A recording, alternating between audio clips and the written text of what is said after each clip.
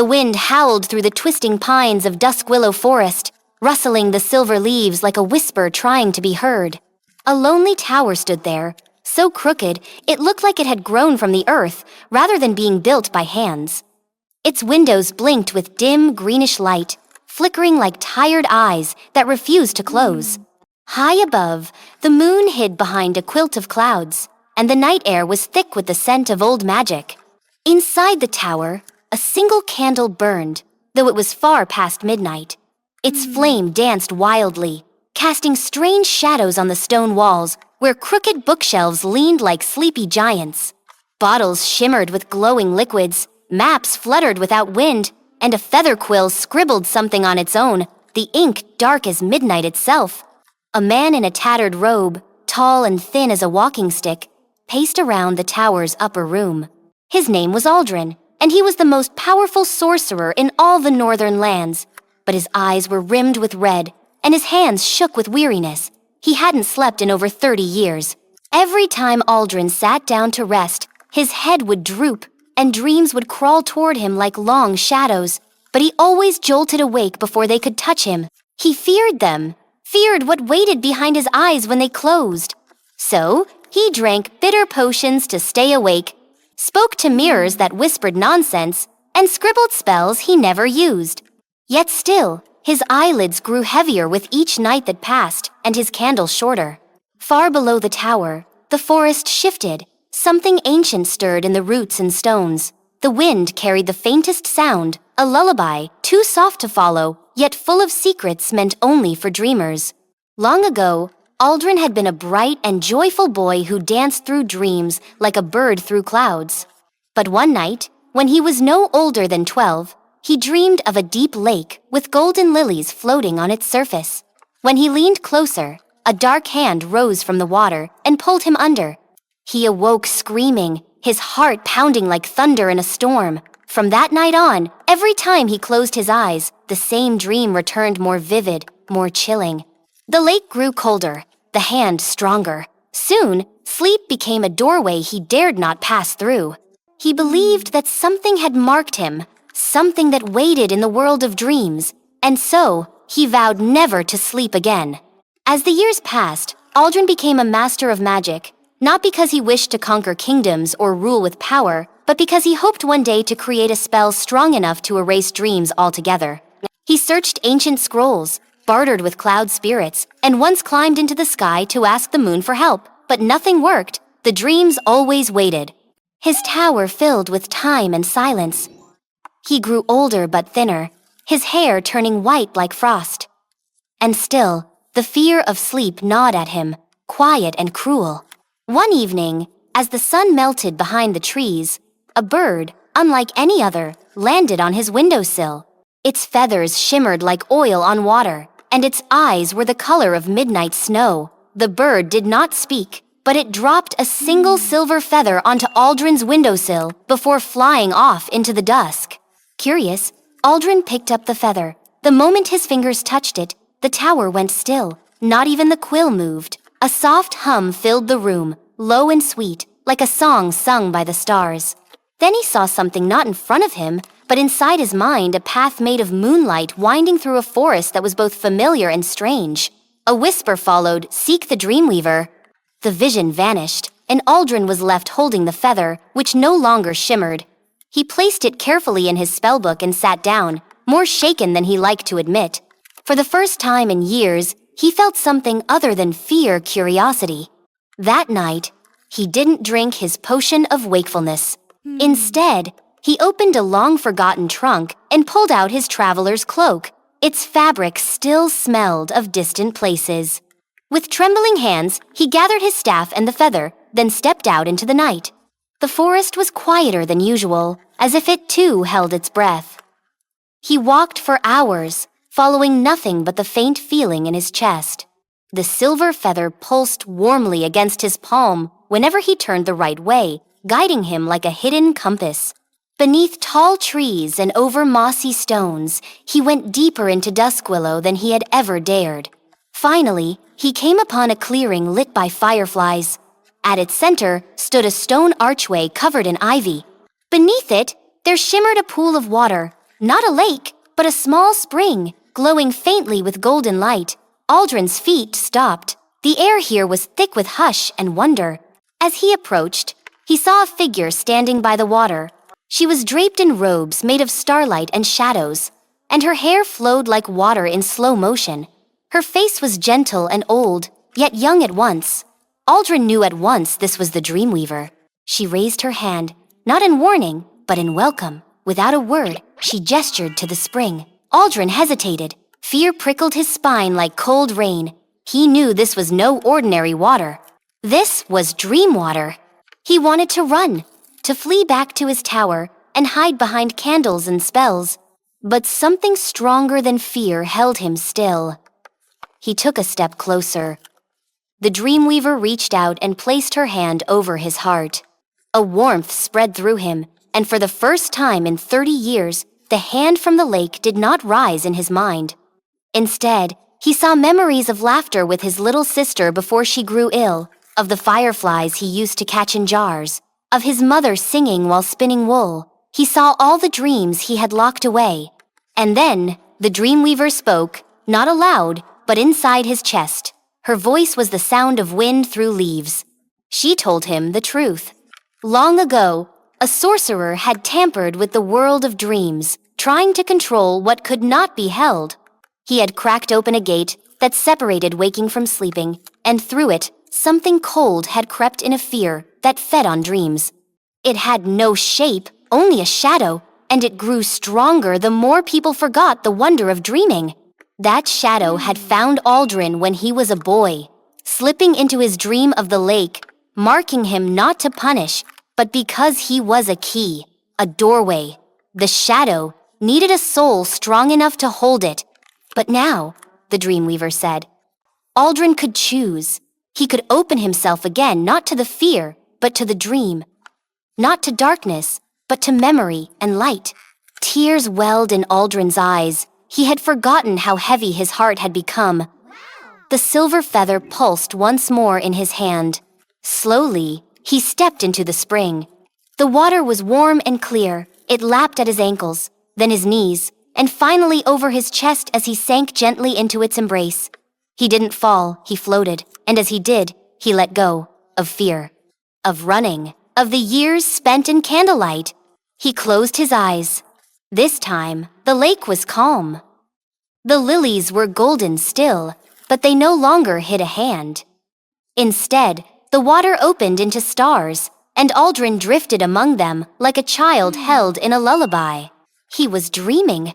Far above, the Dreamweaver watched, her eyes shining. The shadow that had once haunted Aldrin flickered at the edge of the dream, smaller now, weaker. For when a dreamer chooses to face their fear with open eyes and a willing heart, the shadows cannot stay. The forest, too, sighed in peace. Fireflies rose like tiny lanterns, guiding the way home for those who had wandered too far from their dreams. And in the crooked tower of Dusk Willow, the candle finally burned out. When Aldrin awoke, he was no longer in the spring. The soft warmth of water had faded, and now cool grass cushioned his back. Above him stretched a velvet sky filled with stars that shimmered like bells without sound. But these stars did not stay still. They moved in slow spirals, shaping pictures that pulsed and vanished images of places he had never seen, of people he did not know, of creatures with eyes like lanterns and wings made of mist. This was not the waking world, nor was it the old nightmare. He was inside the dream realm now, but something was wrong. A low rumble echoed beneath him. The ground trembled faintly. The stars began to blur, their light dimming. Then, a sharp wind rose from nowhere, carrying with it a voice not spoken, not sung, but felt. It was the voice that had haunted Aldrin for 3 decades. The voice of the shadow. The dream sky tore like fabric, and through it slithered darkness, thick and oily, curling like smoke with claws. The shadow twisted in on itself and formed eyes empty and cold as forgotten winters. It saw Aldrin, and it remembered. He was the boy who had run, the man who had fed it by fearing it. Aldrin stood slowly, gripping the silver feather still tucked in his sleeve. He knew what this was. The The dream realm had opened fully, and now the shadow would try to claim him once more to turn his dream into a prison. Around him, the dream began to shift. Trees burst from the ground, their trunks made of stacked books and their leaves whispering in voices too quiet to hear. Water spiraled up from the earth, floating midair before freezing into crystal ladders that led to nowhere. It was beautiful, but unstable. The dream was fighting to protect itself, to hold together. But the shadow was stronger than it had ever been. The shadow lunged. Aldrin raised his staff and cast a bolt of light, bright and fast. It struck the shadow, slicing through it like sunlight through fog. But the darkness curled around the light, absorbing it. The shadow did not flinch. Instead, it laughed if laughter could sound like breaking bones and falling stars. Aldrin's knees buckled. He felt the weight of all his sleepless years. The fear whispered again in his ear, "Run, hide, wake up, drink the potion, forget this place." But he didn't run. He looked deeper into the shadow and saw something beneath its coils, something human, a shape, hunched and trembling, trapped within. It was the boy he had once been, the boy who had first seen the hand in the lake. The shadow was not just a beast from beyond it, was his fear made flesh, fed by years of fleeing, of refusing to dream, of never letting go. If he wanted to defeat it, he had to do more than fight. He had to forgive it. He had to accept the part of himself he had buried under potions and candlelight. He stepped forward. The shadow shrieked and expanded, towering above him like a thundercloud. It swung a tendril of smoke at him, and it struck his shoulder, sending him to the ground. Pain flared, sharp and real. This was no simple dream it could hurt. It could break him. Still, he stood again. With shaking hands, he pulled the silver feather from his robe. It glowed softly, its light not sharp but steady, like a memory that would not fade. Aldrin held it to his chest. The warmth spread again, the same warmth the Dreamweaver had given him. Then he did the one thing he had avoided for so long. He closed his eyes. The moment he did, the dream world deepened. Colors brightened, shapes sharpened, and sound swelled like a chorus. And then, he spoke not aloud, but into the dream itself. He told the shadow he was no longer afraid. That he remembered the lake, yes. But he also remembered the fireflies, the laughter, the dreams of flying and forests and stars. He remembered what it meant to rest, to wonder, to trust the night. The silver feather shone so brightly now that it cast shadows backward into the sky. The tendrils of smoke recoiled. The shadow hissed, its form cracking like dry earth. Aldrin walked into it. Through the storm of black mist, through the flickering shapes of monsters and memories. He walked toward the boy trapped at its heart. The child curled in fear, shivering, eyes wide with old terror. Aldrin knelt beside him. He reached out not with magic, not with fire or spells, but with his hand, simple, steady, human. The boy looked up. Their eyes met. And in that instant, the shadow screamed and split. Light poured through it like sunlight flooding a cavern. The darkness didn't explode, it softened, faded. It lost shape, returning to mist, then to nothing. The boy blinked once more, then stood. He was Aldrin, too young Aldrin, whole and unafraid. He smiled. They stood together, the child and the man, in the center of the dream realm. The sky stitched itself back together, the stars returning to their graceful dance. Trees steadied, water shimmered. All around them, the dream calmed. But it was not just one dream. As the light returned, Aldrin began to see other dreamers in the distance. Little specks of light in floating bubbles, children asleep in their beds, elders resting in rocking chairs, animals curled in nests, all dreaming. He had not just faced his own shadow. He had weakened something older, something that had darkened the dreams of many. By forgiving his fear, he had given light to others. The Dreamweaver appeared again, rising from the trees like morning fog. Her smile was quiet, but her eyes were full of pride. She raised her hand once more, and a staircase of clouds appeared beneath Aldrin's feet. It was time to return. He walked up the staircase, feather still in hand, and with every step, he felt lighter, not because he had left something behind, but because he had taken something back. The shadow was gone, or at least no longer strong. But dreams would always carry a little fear. That was their nature. And now, Aldrin understood. Fear was not an enemy, it was a signal, a part of dreaming. One that must be met, not run from. He stepped through the final cloud, back into the waking world. The sun was rising over Dusk Willow. The first rays of morning sunlight spilled through the crooked window of Aldrin's tower, golden and quiet.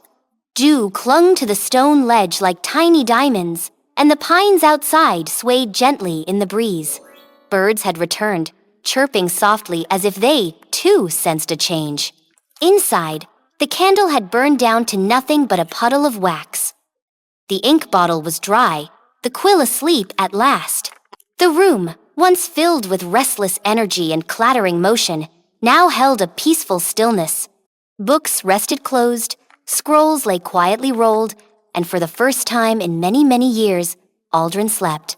He lay curled beneath a faded blue blanket, one hand clutching the silver feather like a child holding a comforter. His face was calm, the lines of worry softened, and a small smile rested on his lips. A soft glow lingered around him, not magical, but dreamlike, as though the light itself respected his rest. Hours passed, and the sun climbed higher. When Aldrin finally stirred, it was not from fear, nor from a jolt of dread, but from the gentle warmth of sunlight on his face.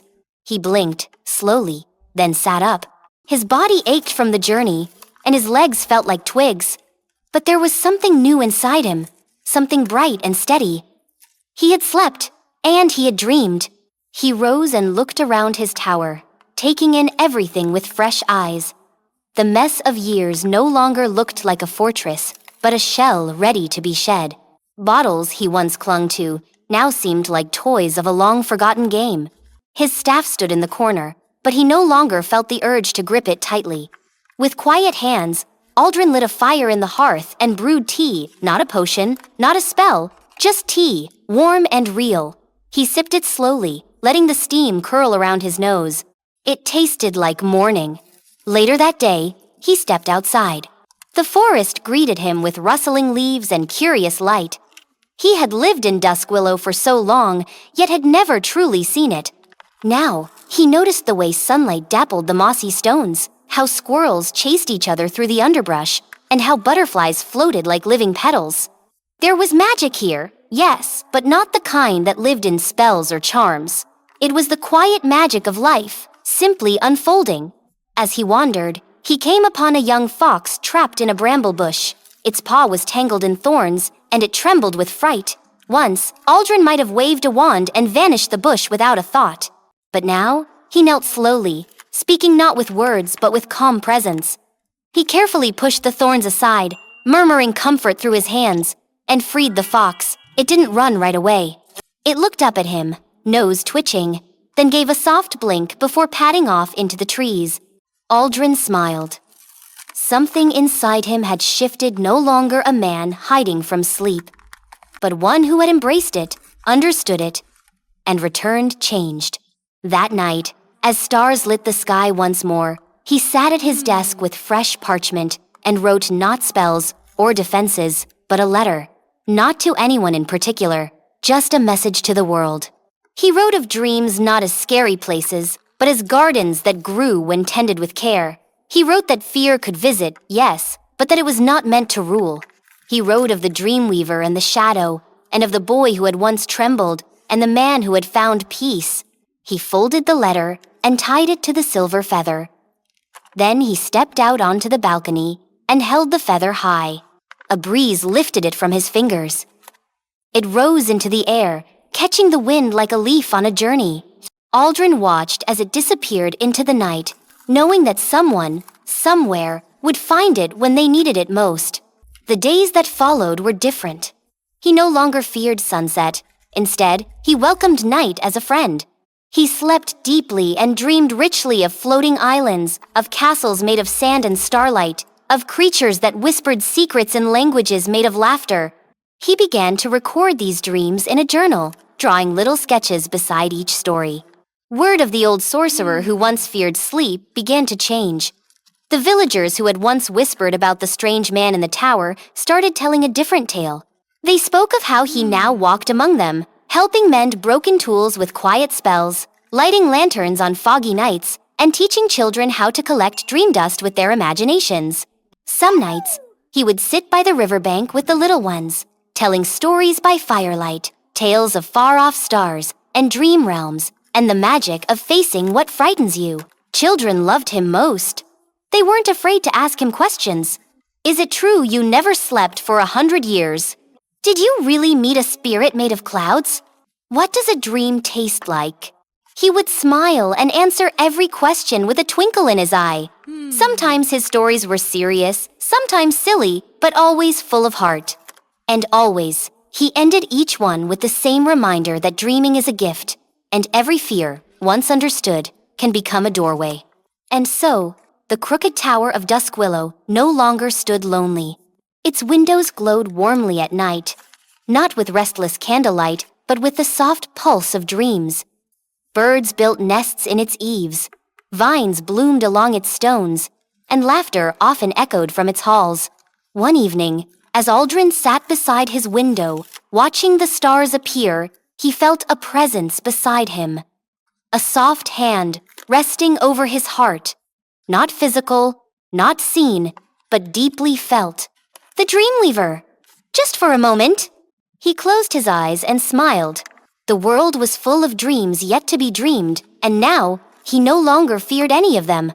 And deep in the dream realm, where stars wrote stories across the sky and rivers flowed upward into song, a small shadow curled itself into a ball and slept, no longer a monster. Just a forgotten fear, resting at last. Moral: even the deepest fear can become a path to wonder if we choose to face it with a gentle heart.